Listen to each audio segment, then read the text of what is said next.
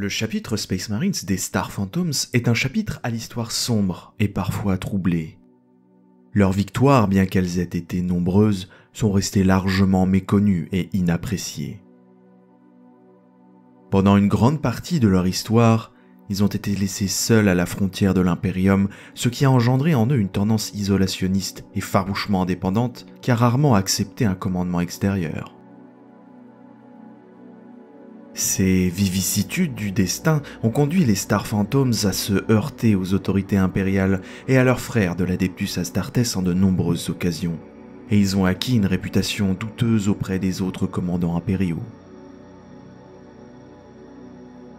Les relations du chapitre avec les autres Space Marines ont été aggravées par les soupçons suscités par les opérations secrètes des Star Phantoms, leur obsession apparemment anormale pour la mort et leurs étranges traditions mortuaires.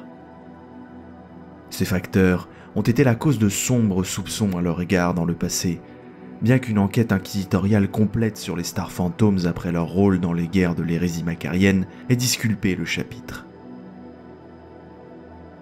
L'Inquisition n'a découvert aucune hérésie manifeste de la pensée, de l'esprit ou de la biologie, bien que les Saints Ordos aient noté avec inquiétude la profondeur et la complexité des croyances uniques du chapitre en matière de culte funéraire.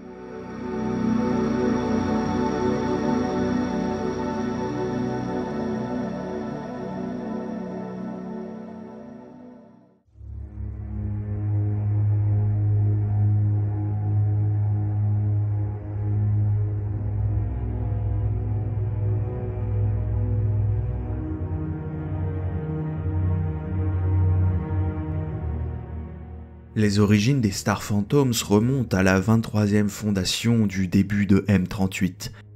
connue dans certaines sources sous le nom de Fondation Sentinelle, car elle a été créée pour aider les défenses de l'Imperium dans de nombreuses zones malfamées et vulnérables de la galaxie. Leurs origines exactes et leurs chapitres primogéniteurs sont restés mystérieux même pendant leur création, tout comme les antécédents de nombreux chapitres de cette fondation. Certaines sources ont depuis laissé entendre qu'ils ont utilisé la semence génétique des Dark Angels, bien que cela ait été démenti avec véhémence par les Dark Angels eux-mêmes, et que les Star Phantoms considèrent de telles requêtes, même via des canaux officiels, comme présomptueuses et offensantes. Il est probable que cette spéculation soit simplement basée sur une certaine similitude observée dans la livrée, l'iconographie et les attributs qui, avec leur caractère introverti inhérent, a donné naissance à une supposition probablement infondée par certains érudits de l'Adeptus Terra et du Departamento Stratagos. Le déploiement initial des Star Phantoms en tant que chapitre s'est fait sur le mont Chapelle d'Akonet, en bordure du secteur Saqqara ravagé, où ils ont fortifié l'un des complexes de mausolées montagneux de la planète pour en faire leur base d'opération. De ce bastion, ils se sont lancés contre les nombreuses xénoformes qui infestaient la région. Les recrues néophytes des Star Phantoms étaient issus des populations barbares technologiquement régressives des systèmes environnants, et leur première tâche consistait à se prémunir contre les nombreuses horreurs qui sévissaient dans ce siège déchu du pouvoir de l'Imperium. Depuis cette époque, tout le secteur de Saqqara a été perdu dans le vide intersidéral pendant plus d'un millénaire. Mais ces sombres débuts semblent avoir laissé une marque indélébile sur l'âme du chapitre, qui subsiste encore jusqu'à aujourd'hui. Ayant participé à plusieurs des engagements les plus meurtriers de la croisade Macarius, et bien qu'ils aient prouvé leur valeur à maintes reprises, ils ont été peu respectés et sont connus pour avoir eu des relations difficiles avec les commandants de la croisade en matière de stratégie et de déploiement. Après la mort du seigneur Solar Macarius, ils se sont rapidement retrouvés mêlés à la guerre civile et aux divisions qui ont suivi entre ses généraux et ses chefs de guerre, se heurtant directement aux forces de la garde impériale qui, selon le chapitre, avaient trahi l'Imperium. Les Star Phantoms sont cités dans certaines sources supprimées comme étant directement responsables de l'anéantissement de la 17e garde Terrax sur Thoth, et sont connus pour s'être engagés dans un conflit sanglant et prolongé avec leurs anciens alliés des Marines Malevolent, aboutissant à la quasi-destruction de ce chapitre par leurs soins. Les Star Phantoms ont fait l'objet d'une enquête inquisitoriale à la suite de leurs actions et ont finalement été blanchis de l'hérésie, mais ont été censurés par le Saint Ordo. Ils furent liés à la tâche ingrate et dangereuse de former en partie le fer de lance de la campagne impériale dans les années 70 M41 pour mettre fin à l'hérésie macarienne. À la suite de cette campagne brève et brutale qui a impliqué des éléments de plus d'une centaine de chapitres Space Marines, les Star Phantoms, une fois de plus fortement réduits en effectifs, ont entrepris une croisade autoproclamée dans le sud du Segmentum Tempestus en attaquant des mondes isolés contrôlés par les orques et le chaos comme ils le jugeaient bon. La plupart de leurs activités par la suite sont restées cachées à la fois des archives officielles et des yeux de l'Imperium jusqu'à leur participation aux dernières étapes brutales de la guerre de Badab.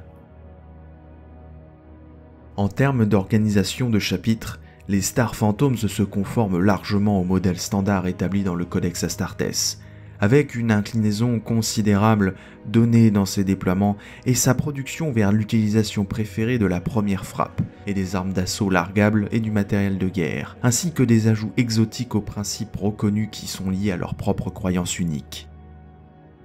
Le chapitre a une préférence pour l'utilisation de la puissance de feu lourde pour massacrer leurs ennemis, ne se fermant à l'assaut que lorsqu'il est tactiquement le plus opportun de le faire. Pour les Star Phantoms, aucun mode de combat n'a de valeur intrinsèque par rapport à un autre, tout ce qui compte, c'est la mort de l'ennemi. Grâce en partie à l'arsenal étendu et diversifié du chapitre, les doctrines tactiques des Star Phantoms privilégient les armes lourdes portables, transportées par les Space Marines pour fournir cette puissance de feu à courte portée. Les armes à plasma et à fusion en particulier sont déployées en nombre relativement important dans les rangs des Star Phantoms. Le chapitre déployant un modèle de 3 escouades Devastator par compagnie de combat standard, plutôt que le nombre de 2 approuvé par le Codex comme la norme le préconise. Cette doctrine de puissance de feu à courte portée est également appliquée par la structure de commandement des Star Phantoms, avec des armes combinées favorisant à nouveau l'incorporation de modèles à fusion et à plasma, produites en grand nombre par les tech marines du chapitre et souvent portées au combat par ses officiers et sergents vétérans comme symbole de leur rang. De plus, les Star Phantoms maintiennent un noyau assez important de Vindicator et de Land Raider pour les attaques au fer de lance, et fabriquent et utilisent un grand nombre de modules d'atterrissage Deathstorm dans un rôle d'appui-feu pour les assauts planétaires. Les Star Phantoms ont joué un rôle vital dans les dernières phases de la guerre de Badab. Arrivés par l'intercession directe du légat inquisiteur Freyne dans la zone du Maelstrom en 912 M41,